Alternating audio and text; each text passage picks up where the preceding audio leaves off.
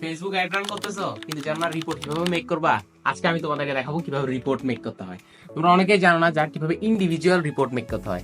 প্রথমে আমরা চলে যাব রিপোর্টে যাওয়ার পরে এখানে অনেকগুলো ক্যাম্পেইন। আমরা প্রথমে ক্রিয়েট রিপোর্টে ক্লিক করব। ক্রিয়েট রিপোর্ট থেকে কন্টিনিউতে ক্লিক করব। কন্টিনিউ থেকে ক্লিক করার পরে এখানে অনেকগুলো ক্যাম্পেইন চলে আসে। তো তোমরা অনেকে এখানে অনেকগুলো ক্যাম্পেইন চালাচ্ছে। এখন অনেকগুলো ক্যাম্পেইন চালানোর কারণে কি হচ্ছে, আমাদের তো সবগুলো ক্যাম্পেইনের রিপোর্টের দরকার নেই, আমাদের একটা ক্যাম্পেইনের রিপোর্টের দরকার।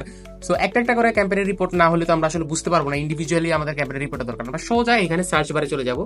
সো সার্চ বারে গিয়ে আমরা এখানে একটা ক্লিক করে দিব। ক্লিক করার পরে আমরা এখানে চলে আসবো। সো যেই অ্যাডটার আমাদের রিপোর্ট দরকার সেখানে আমরা এডিটে ক্লিক করব। এডিটে ক্লিক করার পরে আমরা এই যে লেখাটা আছে এখানে আমরা যেটা দিয়ে আমরা মানে প্রপার নেমিং করে রাখছি ওটাকে জাস্ট কন্ট্রোল সি দিয়ে কপি করব। দেন জাস্ট এখানে কন্ট্রোল বি দিয়ে পেস্ট করব। দেন ক্লিক করব। এন্টারে ক্লিক করার সাথে সাথে আমাদের সামনে আমাদের কাঙ্ক্ষিত যেই অ্যাড ক্যাম্পেইন, সেই অ্যাড ক্যাম্পেইনের সুন্দর রিপোর্ট চলে আসছে।